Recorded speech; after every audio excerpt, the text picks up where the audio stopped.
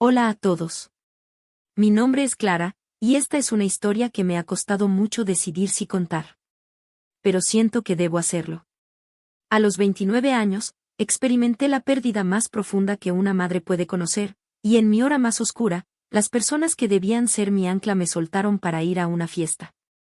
Mis padres, las dos personas que se suponía que debían sostenerme en el peor día de mi vida, eligieron los cócteles y las risas en la fiesta en la piscina de mi hermano en lugar del funeral de mi propio hijo. Pocos sabían ellos que, al hacerlo, no solo estaban enterrando a su nieto, sino también la versión de la hija que siempre habían conocido, la que aceptaba silenciosamente su lugar en las sombras. Y me aseguré de que el eco de esa elección, de su risa junto a la piscina mientras yo sollozaba junto a una tumba, los persiguiera por el resto de sus vidas. Si alguna vez te has sentido invisible para las mismas personas que se supone que deben verte más claramente, si alguna vez has tenido que luchar el doble por la mitad del reconocimiento, entonces quizás entiendas una fracción de mi viaje. Déjenme saber en los comentarios desde donde están viendo, me encanta ver cuán lejos llegan estas historias. Y si este sentimiento resuena contigo, por favor, dale al botón de me gusta y considera suscribirte.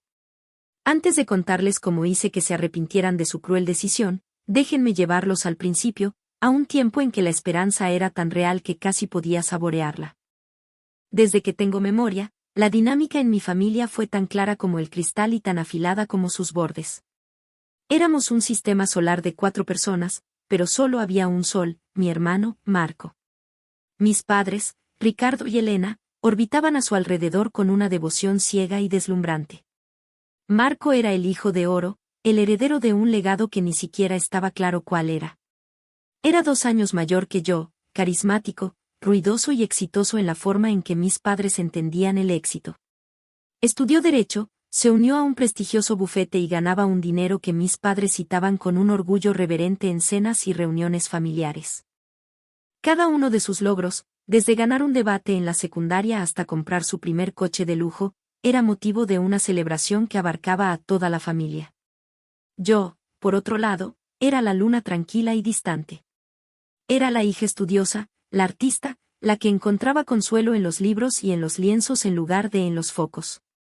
Elegí estudiar historia del arte, una decisión que mi padre, Ricardo, todavía llamaba el pasatiempo caro de Clara. Mi esposo, David, y yo llevábamos una vida cómoda, pero modesta. Él era arquitecto y yo trabajaba a tiempo parcial en una galería local. Nuestra felicidad era de un tipo diferente, silenciosa, íntima, construida sobre intereses compartidos y un profundo respeto mutuo. Para mis padres, nuestra vida era un cuadro agradable pero poco impresionante, colgado en un pasillo oscuro mientras el retrato de Marco, dorado y brillante, ocupaba el lugar de honor sobre la chimenea. Recuerdo innumerables ejemplos de este desequilibrio. Cuando me gradué de la universidad con los más altos honores, mis padres llegaron tarde a la ceremonia porque Marco había tenido un pequeño problema con su coche. No era una emergencia, se le había ponchado una llanta y, en lugar de llamar a una grúa, llamó a papá, quien corrió a su lado como si fuera una cuestión de vida o muerte. Me perdí la oportunidad de ver sus rostros entre la multitud mientras mi nombre era llamado. Más tarde, esa noche, la cena de celebración se centró casi por completo en la terrible experiencia de Marco con su neumático y en lo increíblemente competente que había sido papá al manejar la situación.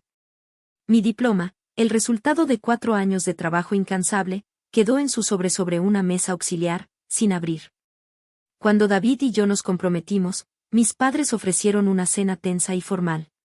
Mi madre, Elena, pasó la mayor parte de la noche interrogando sutilmente a David sobre su potencial de ingresos, mientras mi padre comparaba en voz alta el modesto anillo de diamantes que David me había dado con la roca que el socio principal del bufete de Marco le había regalado a su esposa. Fue humillante, pero sonreí y lo soporté, como siempre. Era el precio de la paz en nuestra familia, o más bien, de la ausencia de un conflicto abierto. David lo vio todo, por supuesto. Su ira silenciosa en mi nombre era un bálsamo para mis heridas. No los necesitas para saber tu valor, Clara, me susurraba por la noche. Yo lo sé. Y eso es suficiente. Yo creía que era suficiente. Realmente lo creía.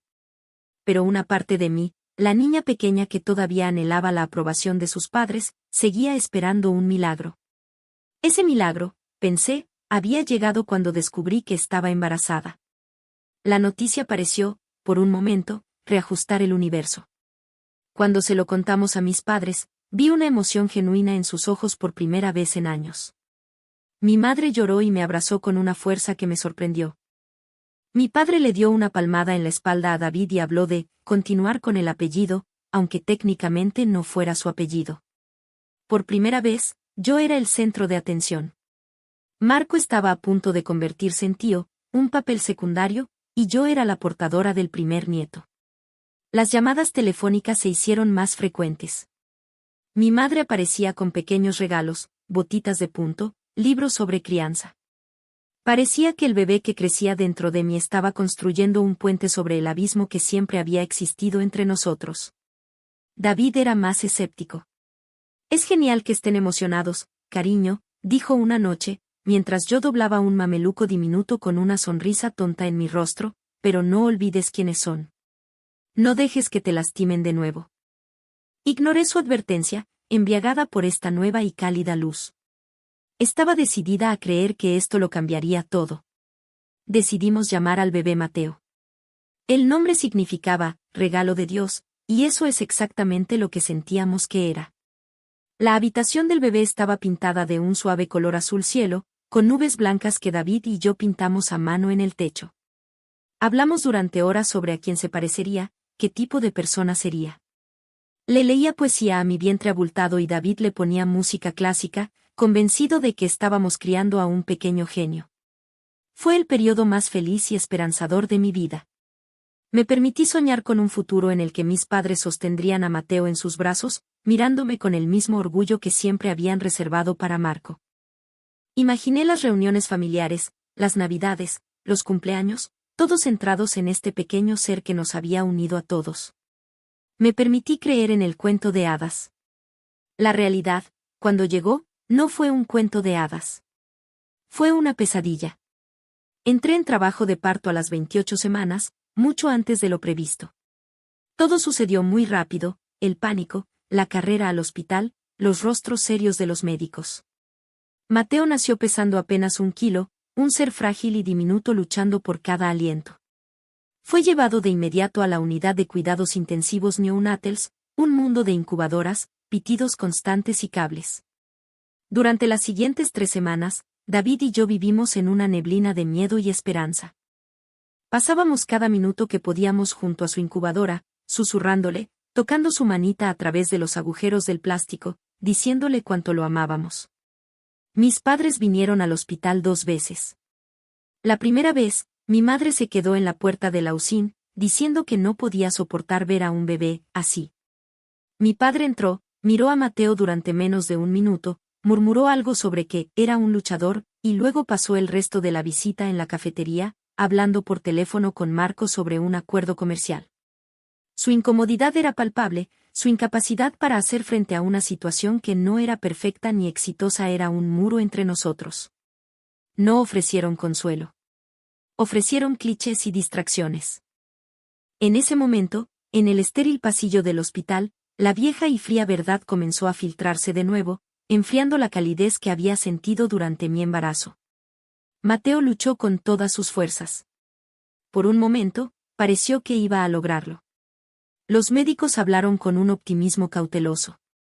Pero luego, una infección, rápida y devastadora, se apoderó de su pequeño cuerpo. Recibimos la llamada en medio de la noche. Corrimos al hospital, pero ya era demasiado tarde. Nuestro hijo, nuestro pequeño Mateo, se había ido. El dolor que siguió es indescriptible. Es un vacío, un agujero negro que se traga toda la luz, todo el sonido, todo el sentido.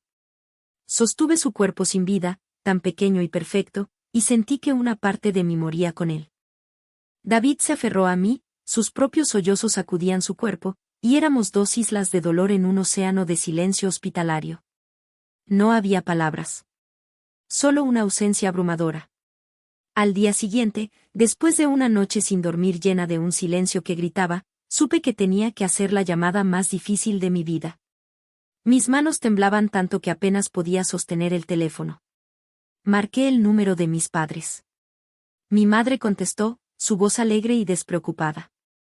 ¿Clara? ¡Qué sorpresa! Estaba a punto de llamarte para ver cómo estaba el pequeño campeón. La palabra, campeón, me atravesó como un cuchillo. Tragué saliva, el nudo en mi garganta era tan grande que apenas podía respirar. Mamá, mi voz se quebró. Mateo. Mateo murió anoche. Hubo un silencio en la otra línea.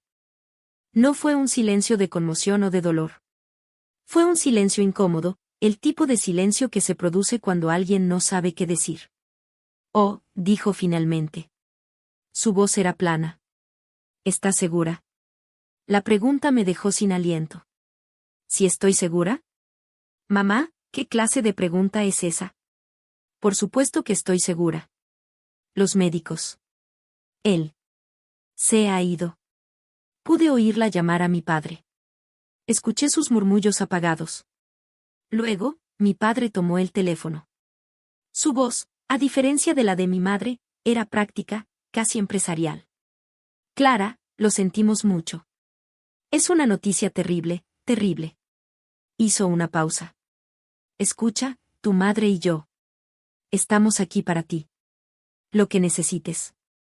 Pero sus palabras sonaban huecas, ensayadas. Entonces, continué, forzándome a superar la tarea que tenía entre manos. El funeral, dije, mi voz apenas un susurro. Será el sábado. A las 10 de la mañana. Otro silencio, esta vez más largo, más pesado. Pude oír un papel crujir al fondo. El sábado, repitió mi padre lentamente. Clara, cariño. El sábado es la fiesta anual de verano de Marco. Me quedé helada. La fiesta en la piscina de Marco. El evento social del año para ellos. Un día de barbacoa, música a todo volumen y gente de negocios tratando de impresionar a los demás. La fiesta, susurré, incrédula. ¿Estás hablando de la fiesta en la piscina? Bueno, sí, dijo mi padre, su tono volviéndose defensivo. Ya sabes cómo es. Hemos invitado a más de 100 personas. Los socios principales del bufete de Marco van a estar allí. Es muy importante para su carrera. Todo está pagado, la comida, la banda. No podemos cancelarlo ahora. El mundo se detuvo. Cada sonido se desvaneció excepto el zumbido en mis oídos. Traté de procesar lo que estaba diciendo. Estaban sopesando el funeral de su nieto contra una fiesta. Y la fiesta estaba ganando. No les estoy pidiendo que la cancelen, tartamudeé, aunque eso es exactamente lo que cualquier padre o abuelo decente haría. Les estoy pidiendo que vengan. Es solo por un par de horas. Por la mañana. Pueden ir a la fiesta después. Sentí una oleada de náuseas al escucharme rogar. Clara, sé razonable, intervino mi madre, habiendo tomado el teléfono de nuevo. Su voz tenía ese tono que usaba cuando yo era una niña y pedía algo que ella consideraba tonto. Sería muy incómodo para todos si nos vamos en medio de la preparación. Y, sinceramente, cariño, qué bien haríamos allí. Ya sabes que no somos buenos con estas cosas. Estaremos contigo en espíritu. Lo prometemos. En espíritu, repetí, la frase sin sentido resonando en mi cabeza vacía. Van a enterrar a mi hijo. A su nieto. Y ustedes van a estar en una fiesta en la piscina. Mi voz empezó a subir, una mezcla de histeria y una rabia fría y profunda que nunca antes había sentido. Clara, no nos hagas sentir culpables, dijo mi padre, de vuelta al teléfono. Es una situación terrible, pero Mateo. Bueno, él no sabrá si estamos allí o no. La gente viva, sin embargo, sí lo sabrá. Las conexiones de Marco son importantes. Ahí estaba. La verdad desnuda, brutal y fea. Su nieto muerto era una abstracción, una inconveniencia.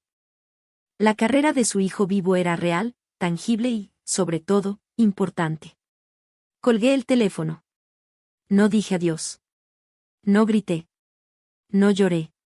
Simplemente presioné el botón de finalizar llamada y me quedé mirando la pared, el teléfono todavía en mi mano. David entró en la habitación, atraído por el silencio. Vio mi rostro y supo de inmediato. ¿Qué dijeron?, preguntó en voz baja, aunque creo que ya temía la respuesta. Levanté la vista hacia él, y la expresión de mi cara debió de ser aterradora, porque retrocedió un paso. No vienen, dije, mi voz desprovista de toda emoción. Tienen una fiesta. La fiesta en la piscina de Marco. Es importante para su carrera. David no dijo nada. Simplemente cruzó la habitación, me quitó el teléfono de la mano, lo dejó en la mesa y me envolvió en sus brazos. Y fue entonces cuando me rompí. Lloré. Lloré por mi hijo, por la vida que nunca tendría. Lloré por la niña que fui, que siempre había buscado su amor en vano. Y lloré por la mujer en la que me estaba convirtiendo, una mujer cuyo corazón se había hecho añicos y ahora se estaba volviendo a forjar en algo duro, frío y decidido. En el calor del abrazo de mi esposo, mientras el dolor me consumía, una pequeña brasa de resolución comenzó a arder. No sabían lo que habían hecho. Pero yo me aseguraría de que lo supieran. El día del funeral de Mateo fue gris y lluvioso, como si el cielo mismo estuviera de luto con nosotros. El servicio fue pequeño, íntimo y agonizantemente doloroso. Estaban David y yo, sus padres, que me abrazaron como si fuera su propia hija, y mi abuela Sofía, la madre de mi madre. Mi abuela había conducido 3 horas en cuanto se enteró. Cuando me vio, no dijo nada. Simplemente me tomó la cara entre sus manos arrugadas y me miró con una profunda tristeza y una furia apenas contenida. ¿Dónde están?, susurró. No tuve que preguntarle a quién se refería. Tienen otros planes, le dije, la mentira a medias sabiendo a ceniza en mi boca. Ella sintió lentamente, sus ojos agudos viendo directamente a través de mi evasión. Ya veo, dijo, y en esas 2 palabras, sentí más validación y apoyo que en toda una vida de mis propios padres. Unos pocos amigos cercanos completaban el pequeño grupo. Nos apiñamos bajo un toldo junto a la pequeña tumba, la lluvia golpeando suavemente el lienzo sobre nosotros. El ataúd era tan pequeño. Insoportablemente pequeño. Mientras el ministro hablaba de ángeles y del cielo, mi mente se desvió. Me imaginé la escena en la casa de mis padres. El sol probablemente brillaba allí. Podía oír la música pop a todo volumen, el chapoteo del agua, las risas forzadas. Podía ver a mi padre sirviendo hamburguesas, a mi madre mezclando cócteles, a Marco presumiendo ante sus colegas. Y en medio de mi dolor, sentí una claridad escalofriante. Estaban celebrando la vida, sí. La vida de su hijo predilecto. Mientras yo enterraba la mía. Fue en ese momento, de pie junto a la tumba de mi hijo, que la decisión se solidificó en mi alma. Esto no era algo que pudiera perdonar y olvidar. No era un desaire más, no era un logro ignorado. Esto era una traición fundamental, una abdicación de la paternidad en su forma más cruda. Habían elegido el estatus sobre el sufrimiento, la conveniencia sobre el consuelo. Habían demostrado, sin lugar a dudas, que mi dolor, mi pérdida, mi hijo, no importaban. La tristeza no desapareció, pero se mezcló con algo nuevo, un propósito. Un propósito helado y afilado. David debió sentir el cambio en mí, la forma en que mi columna se enderezó, la forma en que mis lágrimas se detuvieron. Apretó mi mano con más fuerza. «Estoy contigo», susurró en mi oído. «En lo que sea». Asentí, mis ojos fijos en la pequeña placa de bronce que llevaba el nombre de Mateo. No sabía exactamente cómo lo haría, pero sabía que llegaría un día en que mis padres se enfrentarían a la enormidad de su elección. No en una pelea a gritos por teléfono, no en una carta airada. Lo harían públicamente, frente a las mismas personas cuya opinión valoraban por encima de la de su propia hija. Usaría su mayor fortaleza, su orgullo, su imagen pública, como el arma para mi vindicación. En las semanas que siguieron, mis padres intentaron actuar como si nada hubiera pasado. Recibí un mensaje de texto de mi madre 2 días después del funeral. «Espero que te sientas mejor, cariño. La fiesta fue un gran éxito. Marco cerró un trato con uno de los socios. Estamos tan orgullosos». Leí el mensaje una y otra vez, cada palabra una nueva puñalada. No respondí. Unos días después, mi padre llamó. Atendí por una especie de curiosidad morbosa. Habló durante 10 minutos sobre el mercado de valores, sobre el nuevo coche de Marco, sobre sus planes de vacaciones. Finalmente, como una ocurrencia tardía, preguntó, ¿y tú cómo estás llevando las cosas? Estoy viva, respondí, mi voz monótona. Esa es la actitud, exclamó, completamente sordo a la amargura en mis palabras. La vida sigue. Tienes que ser fuerte. Colgué sintiendo una mezcla de rabia y un extraño desapego. Era como si estuviera observando a extraños. Ya no eran mis padres en ningún sentido significativo de la palabra. Eran simplemente las personas que me habían dado la vida y luego me habían abandonado cuando más importaba. David y yo nos apoyamos el uno en el otro. Lloramos juntos, nos quedamos en silencio juntos. Empezamos a buscar una manera de canalizar nuestro dolor hacia algo positivo. Decidimos crear una pequeña fundación benéfica en memoria de Mateo, el regalo de Mateo, para proporcionar paquetes de ayuda a los padres de bebés en la UCIN. Queríamos darles el tipo de apoyo práctico y emocional que nosotros habíamos necesitado desesperadamente. Este proyecto nos dio un propósito fuera de mi plan de confrontación. Fue la luz en la oscuridad, la prueba de que el amor por nuestro hijo podía crear algo hermoso incluso a partir de las cenizas. Mientras tanto, el plan seguía gestándose en el fondo de mi mente. Mis padres habían mencionado que su 40º aniversario de boda se acercaba en 6 meses. Estaban planeando una gran celebración, aún más grande y ostentosa que la fiesta en la piscina de Marco. Iba a ser en un elegante salón de banquetes, con toda la familia extendida, amigos de toda la vida y la élite social y empresarial de su círculo. Era perfecto. Era el escenario ideal. El público que habían cultivado con tanto esmero sería el jurado de sus acciones. Comencé mis preparativos en silencio, metódicamente. Era mi otro proyecto, el oscuro gemelo de El regalo de Mateo. Reuní los pocos recuerdos físicos que tenía de mi hijo, una ecografía, la pequeña pulsera de identificación del hospital con su nombre, una foto que una enfermera compasiva había tomado de su manita agarrando mi dedo. Escaneé estas imágenes, creando una pequeña presentación de diapositivas digital. Escribí un discurso, lo reescribí y lo practiqué una y otra vez, no para memorizarlo, sino para poder decirlo sin que mi voz se quebrara por la emoción cruda, para poder pronunciar cada palabra con la claridad fría y cortante que merecía. Mi abuela Sofía se convirtió en mi confidente silenciosa. La visité un día, sola. Le conté todo. El teléfono, la fiesta en la piscina, su excusa sobre la carrera de Marco. No pareció sorprendida, solo profundamente entristecida. Siempre han sido así, Clarita, dijo, sirviéndome una taza de té. Ciegos a todo lo que no brille como el oro. Tu hermano es su sol, y han dejado que su luz los ciegue a todo lo demás. Incluyéndote a ti. Le conté mi plan. No me juzgó. Simplemente escuchó, asintiendo lentamente. Cuando terminé, puso su mano sobre la mía. La verdad tiene una forma de exigir ser escuchada, dijo. Solo asegúrate, mi niña, de que cuando la liberes, estés lista para lo que venga después. Estoy lista, le aseguré, y lo decía en serio. Estaba lista para quemar los puentes si era necesario. Ya había cruzado el infierno, las cenizas no me asustaban. Durante los siguientes meses, jugué mi papel a la perfección. Respondía a las llamadas de mis padres con una cortesía distante.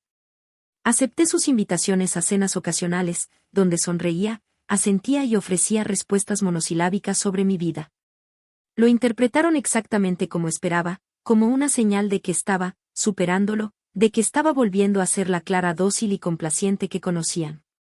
Su alivio era palpable.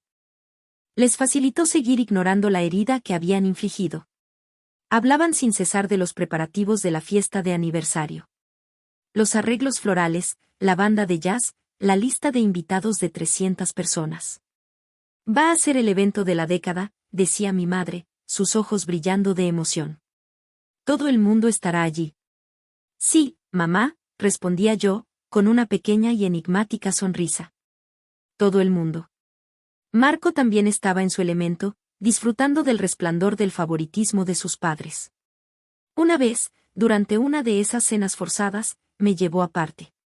Oye, Clara, dijo, con una torpeza que delataba su incomodidad. Siento lo de... Ya sabes. Pero me alegro de que estés mejor. Arruinar la fiesta de papá y mamá no habría ayudado a nadie, ¿sabes? Lo miré fijamente, la frialdad en mis ojos debió de sorprenderlo. ¿Arruinar la fiesta? Marco, enterré a mi hijo ese día. Y tú te estabas quejando de que el agua de la piscina estaba demasiado fría. Se quedó sin palabras, su rostro enrojeciendo. Se dio la vuelta y se alejó. Fue una pequeña escaramuza, un preludio de la guerra que se avecinaba. Y me hizo darme cuenta de que él era tan culpable como ellos, no por malicia, sino por una vida de egoísmo cultivado. El día del 40º aniversario de mis padres llegó.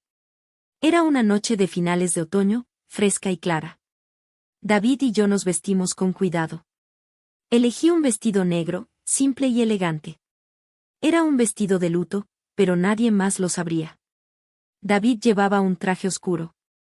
Éramos un cuadro de sombría solemnidad en medio de un mar de colores festivos. Cuando entramos en el salón de banquetes, el aire estaba lleno de risas, música de jazz y el tintineo de las copas de champán. Mis padres eran los reyes de la velada, recibiendo a los invitados, aceptando cumplidos, sus rostros sonrojados de orgullo y alegría.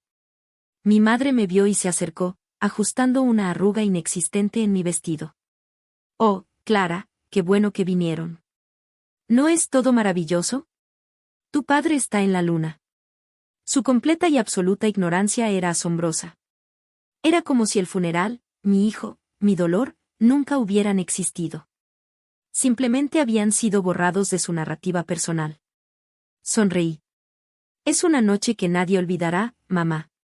Te lo prometo. Ella tomó mi comentario como un cumplido y se fue flotando para saludar a alguien más. David me tomó la mano, sus dedos firmes y tranquilizadores. Estoy aquí, dijo. Vamos a superar esto. Asentí y respiré hondo, preparándome para la tormenta que estaba a punto de desatar. La cena fue un asunto largo y lujoso. Plato tras plato, vino tras vino. La gente reía, contaba historias. Me senté en silencio, observando, sintiéndome como una antropóloga estudiando una tribu extraña. Vi a mi padre reír a carcajadas con los socios de Marco. Vi a mi madre mostrar su nuevo collar de diamantes, un regalo de aniversario de papá. Eran los protagonistas de su propia película perfecta, y yo era solo una extra en el fondo. Finalmente, llegó el momento de los discursos. El maestro de ceremonias llamó a mi padre al escenario. Ricardo se pavoneó hasta el micrófono, disfrutando de la atención. Dio un discurso pulido y sentimental sobre el amor, el compromiso y, sobre todo, la familia. 40 años, dijo, mirando a mi madre. Y la base de todo siempre ha sido la familia. Estar ahí el uno para el otro, en las buenas y en las malas. Nuestros hijos, Marco y Clara, son nuestro mayor logro. Les hemos enseñado que no hay nada más importante que la familia.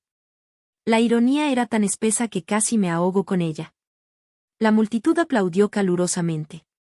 Luego, mi padre dijo las palabras que había estado esperando. Y ahora, me gustaría invitar a mis maravillosos hijos, Marco y Clara, a decir unas palabras. Marco subió primero. Dio un discurso encantador y superficial, lleno de anécdotas divertidas sobre la infancia y elogios a la generosidad de nuestros padres. La gente se rió en los momentos adecuados, suspiró conmovida en otros. Era una actuación impecable. Recibió una gran ovación mientras volvía a su asiento, sonriendo. Entonces, fue mi turno. Todas las miradas se volvieron hacia mí. El salón quedó en silencio. Me levanté y caminé hacia el escenario, cada paso deliberado y firme. David me dio un apretón tranquilizador en el brazo mientras pasaba. En el escenario, ajusté el micrófono. Miré a la multitud, a todos esos rostros expectantes. Mis ojos se encontraron con los de mi abuela Sofía. Me dio un leve asentimiento, casi imperceptible. Era todo el aliento que necesitaba. Buenas noches, comencé, mi voz sorprendentemente firme y clara. Gracias a todos por venir a celebrar a mis padres. 40 años es un hito increíble. Hice una pausa, dejando que las palabras amables se asentaran. Mis padres me sonreían, complacidos. Mi padre habló del legado y de la importancia de estar ahí para la familia. Y esa lección, la de estar ahí, es algo que aprendí de ellos de la manera más profunda posible este año. El ambiente en la sala cambió sutilmente. La sonrisa en el rostro de mi madre vaciló. Como algunos de ustedes saben, este año, mi esposo David y yo estábamos esperando a nuestro primer hijo. Un niño al que llamamos Mateo. Al decir su nombre en voz alta en esa habitación, sentí una oleada de poder. Le estaba dando una voz. Le estaba dando presencia en el lugar del que mis padres lo habían desterrado. Mateo nació prematuramente y luchó valientemente por su vida durante 3 semanas. Fue el niño más valiente que he conocido. Pero su lucha terminó. Y hace poco más de 6 meses, lo enterramos. Un silencio denso y pesado cayó sobre el salón. Se podían oír los susurros ahogados. La gente se miraba, confundida. La mayoría de ellos no sabían nada de esto. Mis padres no lo habían anunciado. Una pérdida no encajaba en su imagen de éxito perpetuo. Continué, mi voz ahora con un filo de acero. El día que enterramos a mi hijo, el día más oscuro y devastador de mi vida y la de mi esposo, el día en que mi mundo se derrumbó, mis padres no estaban a mi lado. Miré directamente a mis padres. Sus rostros se habían vuelto pálidos como fantasmas. La sonrisa de mi padre había desaparecido, reemplazada por una máscara de horror y comprensión. Los ojos de mi madre estaban muy abiertos, llenos de pánico. No podían estar allí, continué, mi voz resonando en el silencio absoluto. Tenían un compromiso previo, uno que no podían romper. Un compromiso que, aparentemente, era más importante que el funeral de su único nieto. Estaban ocupados siendo los anfitriones de la fiesta anual de verano en la piscina de mi hermano Marco. Un jadeo colectivo recorrió la sala. Vi rostros volverse hacia mis padres, expresiones de conmoción, de incredulidad, de disgusto. La fachada perfecta se estaba resquebrajando, desmoronándose en tiempo real. Saqué un pequeño control remoto de mi bolsillo. Con un clic, la gran pantalla detrás de mí, que había estado mostrando un montaje de fotos felices de mis padres, cobró vida con una nueva imagen. Era la foto de la manita de Mateo, tan pequeña, envuelta alrededor de mi dedo. Era una imagen tierna y desgarradora. Dije, mi voz quebrándose por primera vez, pero con ira, no con debilidad, es Mateo. Este es el nieto que nunca conocerán. Este es el legado del que hablaba mi padre. Me volví hacia mis padres de nuevo, que parecían estatuas de cera aterrorizadas. Me dijeron que estarían conmigo, en espíritu. Me dijeron que mi hijo muerto no se daría cuenta de su ausencia, pero que los socios comerciales de Marco sí lo harían.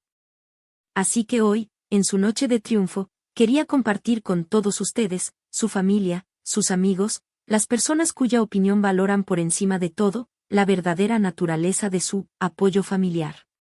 Quería que todos vieran la elección que hicieron. Dejé caer el control remoto sobre el atril. El clic resonó en la habitación silenciosa. Felicidades por su aniversario, dije, las palabras goteando sarcasmo. Luego me di la vuelta y bajé del escenario. David ya estaba de pie, esperándome. Tomó mi mano, y sin mirar atrás, caminamos a través de la multitud atónita y salimos del salón de banquetes, dejando atrás la hermosa fiesta en ruinas y a mis padres enfrentándose al juicio silencioso de 300 personas. El aire fresco de la noche se sintió como un bálsamo en mi piel ardiente. En el momento en que la puerta del salón se cerró detrás de nosotros, exhalé un suspiro que pareció llevarse meses de tensión acumulada. No me sentí triunfante. No me sentí feliz. Me sentí vacía. Pero era un vacío limpio, un espacio despejado. El peso que había estado cargando, la ira, el dolor de la traición, se había transferido. Ya no era solo mío. Ahora era de ellos. En el coche, de camino a casa, el silencio era total. David simplemente conducía, una mano en el volante y la otra firmemente sobre la mía. Después de varios kilómetros, me volví hacia él. Fui demasiado lejos. Su respuesta fue instantánea y feroz. No. No fuiste lo suficientemente lejos. Les diste exactamente lo que merecían, Clara. Les diste la verdad. Es lo único para lo que nunca tuvieron defensa. Sus palabras fueron el ancla que necesitaba. No era una villana. Era una superviviente que finalmente había luchado. Cuando llegamos a casa, mi teléfono empezó a sonar sin parar. Eran números de tías, tíos, primos. Al principio, los ignoré. Luego, sonó el teléfono de la casa. Era mi abuela Sofía. Atendí. Clarita, dijo su voz, firme y fuerte. Estoy tan orgullosa de ti. Has dicho lo que muchos de nosotros hemos pensado durante años, pero nunca nos atrevimos a decir. La mitad de la sala se fue 5 minutos después que tú. Tu madre estaba llorando, pero no por las razones correctas. Lloraba por la humillación. Tu padre parecía un hombre que había sido apuñalado. Bien. A veces la gente necesita ser apuñalada con la verdad para empezar a sangrar las mentiras. Colgué sintiéndome un poco más ligera. Luego, comenzaron a llegar los mensajes de texto. Algunos, de parientes lejanos leales a mis padres, eran de enojo. ¿Cómo pudiste hacerle eso a tu propia familia? Pero la mayoría eran de apoyo. Clara, no teníamos ni idea. Estamos horrorizados. Estamos contigo. Tu madre nos dijo que estabas demasiado angustiada para un funeral público. Mintieron. Lo que hiciste requirió un coraje increíble. Te respetamos mucho. Me di cuenta de que no había destruido a mi familia. Había revelado quién era realmente mi familia. Y en el proceso, estaba descubriendo un nuevo sistema de apoyo, uno basado en la verdad y la compasión, no en la obligación y la apariencia. Por supuesto, mis padres llamaron. Decenas de veces. También Marco. No respondía a ninguna de sus llamadas. ¿Qué podían decir? ¿Más excusas? ¿Más racionalizaciones? ¿Gritos de ira por haber arruinado su noche perfecta? No estaba interesada. Necesitaba silencio. Necesitaba espacio para respirar en este nuevo mundo que había creado, un mundo donde yo tenía el control de mi propia narrativa. Dejaron mensajes de voz. El de mi padre era furioso. Isabella Clara. ¿Quién te crees que eres? Arruinaste 40 años de recuerdos. Nos humillaste. El de mi madre era un sollozo histérico. No entiendo por qué nos odias tanto. Siempre te hemos querido. Y el de Marco era el más revelador de todos. Clara, esto fue una locura. Arruinaste la fiesta de aniversario de mamá y papá. ¿Por un funeral que pasó hace meses? Tienes que superarlo. Su mensaje me confirmó que había hecho lo correcto. No entendían. Eran incapaces de entender. O, más bien, se habían negado a entender durante tanto tiempo que habían perdido la capacidad de hacerlo. Pasaron 2 semanas de silencio. 2 semanas en las que David, mi abuela y yo nos convertimos en una pequeña y feroz unidad. David filtraba las llamadas. La abuela Sofía actuaba como general en el frente familiar, defendiendo mis acciones ante los que dudaban y transmitiendo mensajes de apoyo de los que estaban de mi lado. Empezamos a trabajar más seriamente en El regalo de Mateo, y el acto de ayudar a otros padres que estaban pasando por el mismo infierno fue increíblemente sanador. Un sábado por la tarde, sonó el timbre. David miró por la mirilla. Son ellos, dijo en voz baja. Mis padres. En mi puerta. Mi primer instinto fue decirle a David que los echara. Pero luego, la voz de mi abuela resonó en mi cabeza, asegúrate de estar lista para lo que venga después. Estaba lista. Déjalos entrar, le dije. Se pararon torpemente en mi sala de estar. Parecían más pequeños. Derrotados. Mi padre, que siempre había sido un hombre ruidoso y autoritario, no podía mirarme a los ojos. Mi madre se retorcía las manos, su maquillaje no podía ocultar las ojeras. El silencio se prolongó hasta que se volvió insoportable. Finalmente, mi padre habló, su voz era un graznido ronco. Tu abuela nos dijo que no volvería a hablarnos a menos que viniéramos aquí. Eso no era la disculpa que esperaba, pero era un comienzo.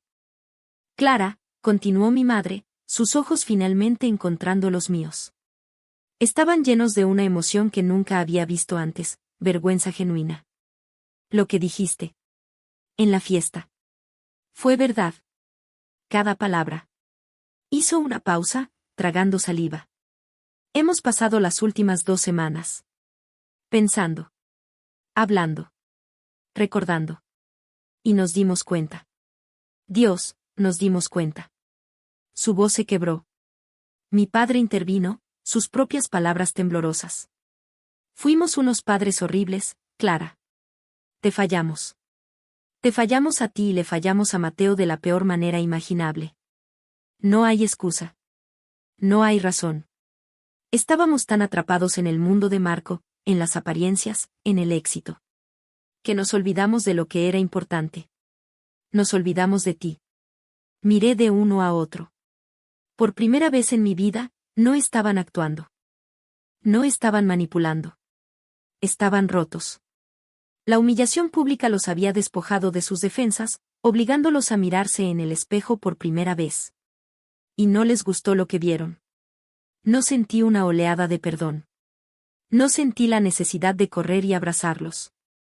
Sentí una tranquila y triste aceptación.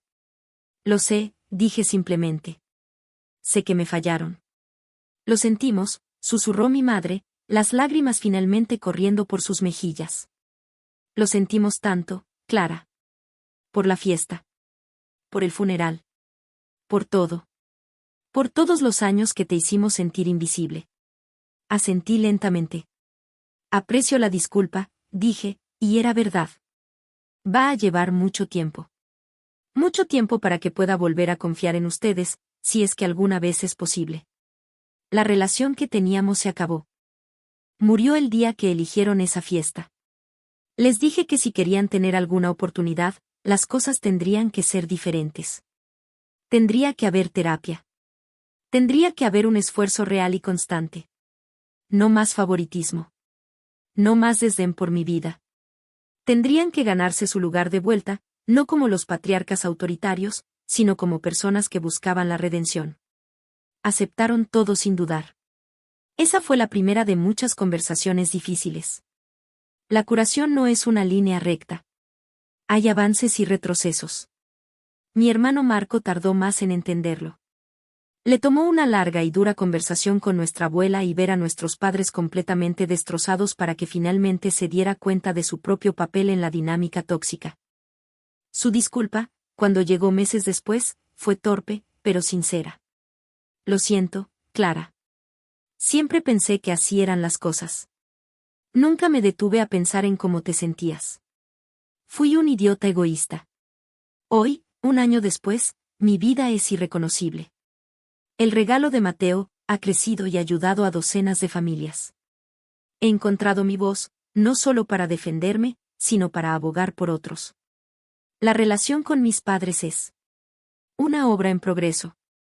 Es frágil, está construida sobre la honestidad brutal y límites muy claros. Asisten a terapia. Hacen preguntas sobre mi vida. Escuchan. A veces, veo un destello de los viejos patrones, pero ahora tengo la fuerza para señalarlo de inmediato. Nunca volveré a ser su luna silenciosa. La lección más grande que aprendí de todo esto es que a veces tienes que incendiar tu propia vida para salvarla. Tienes que estar dispuesto a destruir las estructuras podridas para poder construir algo nuevo y saludable sobre las cenizas. Mi familia no son las personas que comparten mi sangre, mi verdadera familia son las personas que aparecieron cuando mi mundo se estaba quemando, mi increíble esposo David, mi valiente abuela Sofía, los amigos y parientes que eligieron la verdad sobre la comodidad. Mi vindicación no fue una explosión de fuegos artificiales, fue una demolición controlada. Y en el espacio despejado, he comenzado a construir una vida de autenticidad, propósito y un amor que no necesita ser ganado, solo aceptado. El dolor por la pérdida de Mateo nunca desaparecerá por completo, pero ahora está entrelazado con su legado, un legado de verdad, fuerza y el increíble poder del amor de una madre. ¿Alguna vez te han subestimado o te han hecho sentir invisible? Comparte tu historia en los comentarios a continuación. El simple hecho de compartir puede ser un acto de recuperación de poder. No olviden dar me gusta a este video si mi viaje resonó con ustedes y suscríbanse para más historias sobre cómo encontrar la fuerza en los lugares más oscuros. Recuerden siempre, su valor no lo determinan aquellos que se niegan a verlos. Su valor es inherente, es inquebrantable, y es suyo y solo suyo para reclamarlo. No dejen que nadie, nunca, apague su luz. Gracias por escucharme y por acompañarme en este viaje. Cuídense mucho.